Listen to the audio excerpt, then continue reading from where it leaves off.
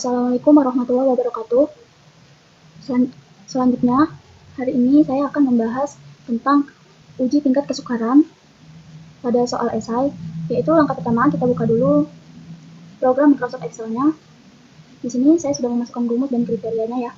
Langkah awal, sebelumnya kita sudah menguji validitas dan menguji reliabilitas dari soal yang ada di video sebelumnya. Nah, langkah pertama, kita copy dulu.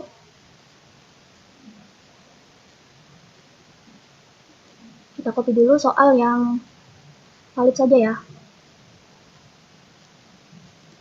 Kemudian kita taruh di bagian tingkat kesukaran.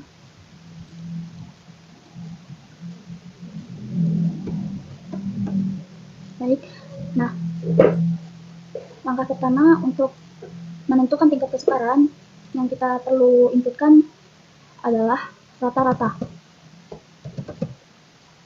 Kemudian tingkat kesukaran PTK, kemudian kriteria. Untuk mencari rata-rata, kita dapat menggunakan sintaks average.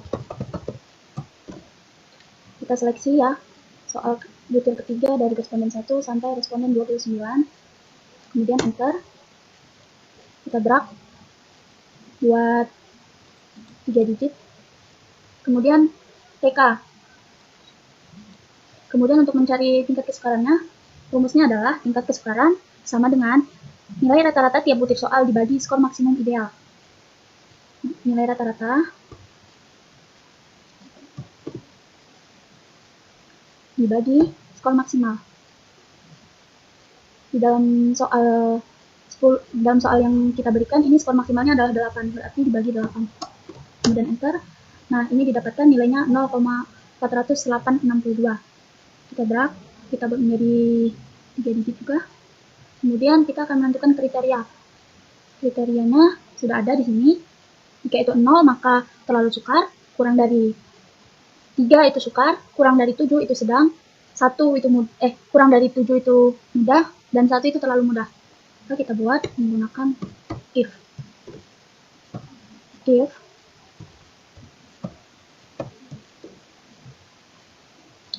Jika tingkat kesukaran sama dengan 0, maka kriterianya adalah terlalu sukar. Kemudian jika tingkat kesukaran lebih kecil sama dengan 0,3, maka kriterianya adalah sukar. Kemudian jika tingkat kesukaran lebih kecil sama dengan 0,7, maka kriterianya yaitu sedang.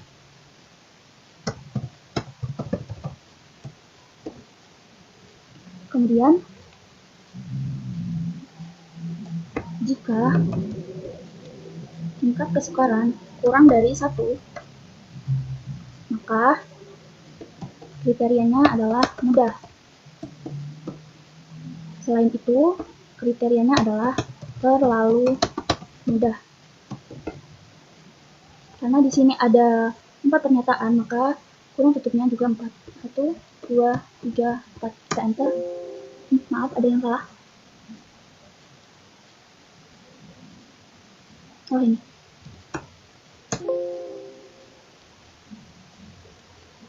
Kemudian kita drag.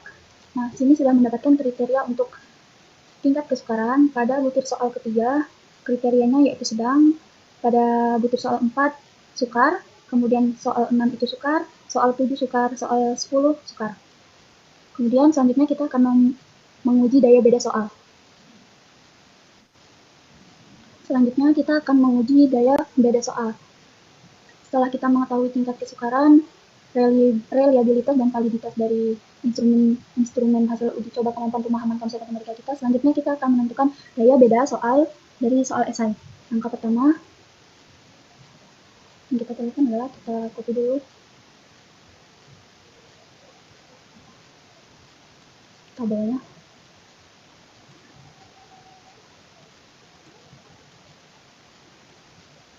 Nah, setelah kita copy, untuk menentukan daya beda, pertama-tama kita harus urutkan dulu jumlah skor total.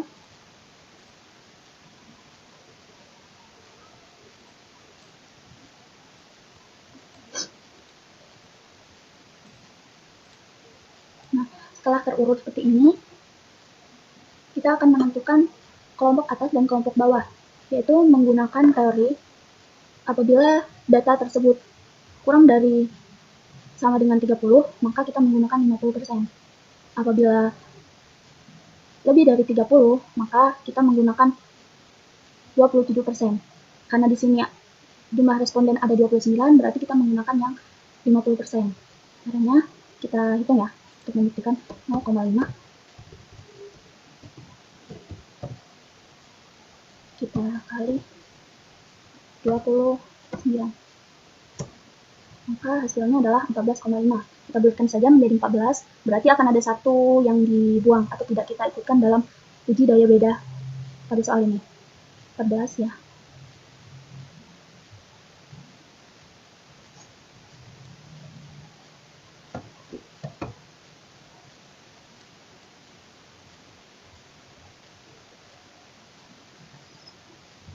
Di sini kita beri tanda untuk kelompok atas.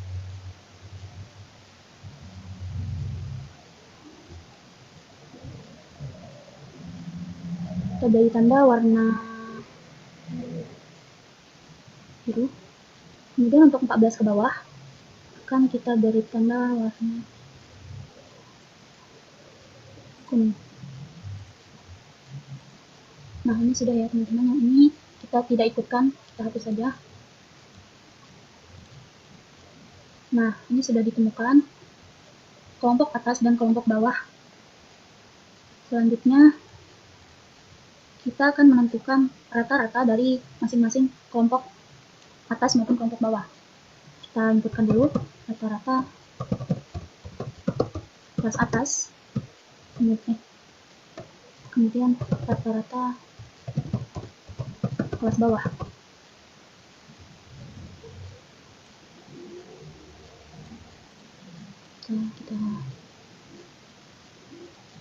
Oke, untuk menentukan rata-rata kelas atas, kita dapat menggunakan rumus. Kemudian kita seleksi dari responden 1 sampai 14 ya. Kemudian enter. Drag untuk mengetahui soal selanjutnya. Nah, kita buat menjadi 3 digit. Kemudian untuk rata-rata kelas bawahnya sama. Kita seleksi dan enter.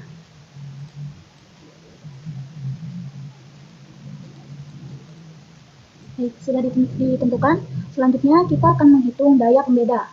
Kita inputkan di sini daya pembeda atau DP. Caranya yaitu menggunakan rumus daya pembeda sama dengan rata-rata skor kelompok atas dikurangi rata-rata skor kelompok bawah dibagi skor maksimum ideal. Berarti rata-rata kelas atas dikurang rata-rata kelas bawah, kemudian dibagi skor maksimal. Skor maksimalnya adalah 8. Kita enter. K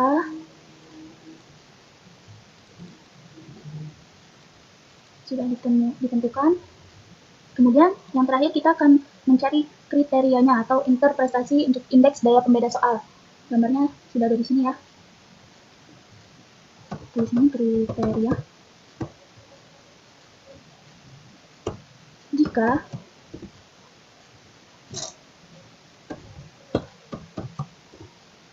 daya beda kurang dari sama dengan jika daya beda sama dengan 0, maka kriterianya adalah sangat jelek.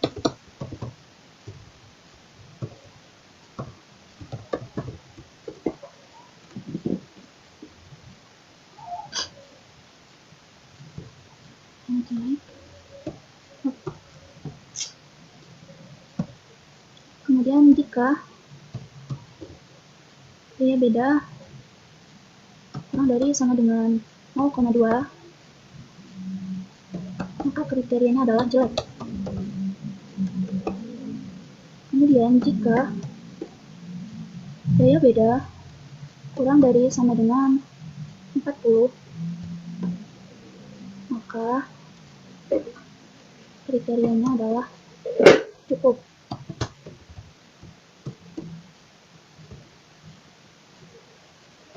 Jika ini beda kurang dari sama dengan 0,7, maka kriterianya adalah baik.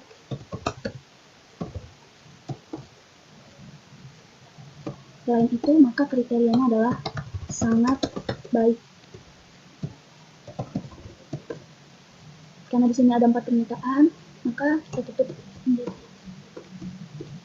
Nah, sudah kita dapatkan ya hasilnya.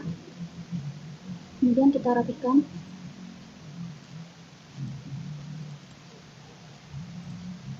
Nah, di sini untuk daya beda sudah kita tentukan. Selanjutnya kita akan memberi kesimpulan dari uji instrumen penelitian, mulai dari uji validitas, uji reliabilitas, tingkat kesukaran, daya beda, dan juga baik.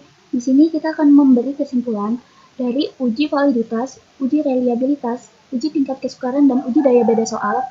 Nah, di sini dalam kesimpulan ini saya akan memberikan keterangan apakah soal tersebut akan kita pakai atau kita revisi ataupun tidak kita pakai. Untuk soal pertama, dalam status uji validitasnya yaitu valid, tingkat kesukaran sedang, kemudian untuk daya beda soalnya itu cukup, maka akan kita pakai ya. Statusnya dipakai. Kemudian untuk soal berikutnya valid, sukar, dan cukup, maka akan kita pakai juga. Selanjutnya valid, sukar, dan jelek. Nah, untuk kasus ini, jelek di sini maknanya tidak bisa membedakan siswa yang pintar dan tidak pintar. Jadi, walaupun daya pembedanya itu jelek, itu tetap kita pakai. Kenapa? Karena memang soalnya sukar. Artinya, baik itu siswa pintar dan tidak pintar, banyak yang tidak menjawab soal ini, maka soal ini akan kita pakai. Untuk yang selanjutnya, kasusnya sama untuk yang di atas. Sebenarnya ini bisa saja kita pakai atau kita buang, karena dalam uji instrumen itu, baiknya kita sebagai peneliti memberikan soal tidak melulu itu sukar, jadi harus dikombinasi. Misal ada 10 soal, maka di dalam 10 butir soal itu harus ada tingkat kesukarannya, harus ada sedang, sukar, ataupun mudah, seperti itu. Jadi di sini, karena di sini sukar, kita akan membuatnya menjadi keterangannya kita revisi saja. Setelah itu yang selanjutnya juga kita revisi.